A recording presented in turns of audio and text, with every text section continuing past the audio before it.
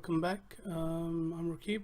I'm going to be talking about the E3 announcement for Final Fantasy VII, which was announced but without much detail. So let's talk about Final Fantasy VII. Originally came out in 1997 by Square. It was the first game, as you can tell, it's the 7th, but it was the first game that came out for Sony's PlayStation. The previous ones were for Nintendo consoles.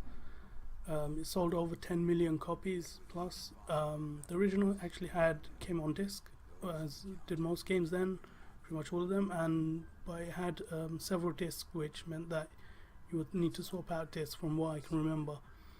I only played a tiny bit of the first game, literally the intro. I just didn't have access to it at the time. And for those who don't know, it was an RPG. It starts off in the city of Midgar and then opens out into a full world. It's considered a classic for that reason, really. It broke a lot of traditions. That's why it became so famous, really. Had this system called Materia, which you would use, as well as you may have heard of limit breaks.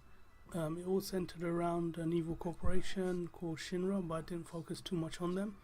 It's mainly about the characters, which you probably heard of: Cloud, Barrett, Tifa, and Red 13, which is the beast hound that they had with them, who was able to speak, and was a playable character that you could level up as well. I hope that Sony come out with a PlayStation Special Edition where it comes with the game, possibly. Maybe even a PlayStation that has the Final Fantasy signature itself. The trailer, as I said before, it doesn't really show much, unfortunately, apart from one or two characters, the obvious one being Cloud. In terms of the actual gameplay, the battles were 3D, and so was the world map.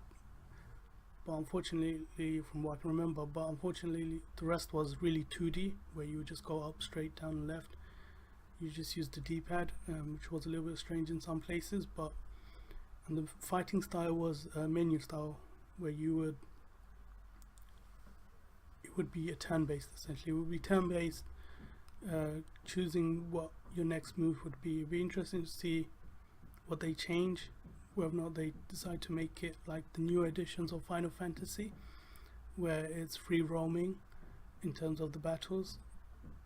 Be interesting to see now, with the superior graphics, much better hardware, what they decide to do. I'm looking forward to it. Hopefully I'll do more videos about it when I can find out more. Thanks for watching. Don't forget to leave a like and subscribe.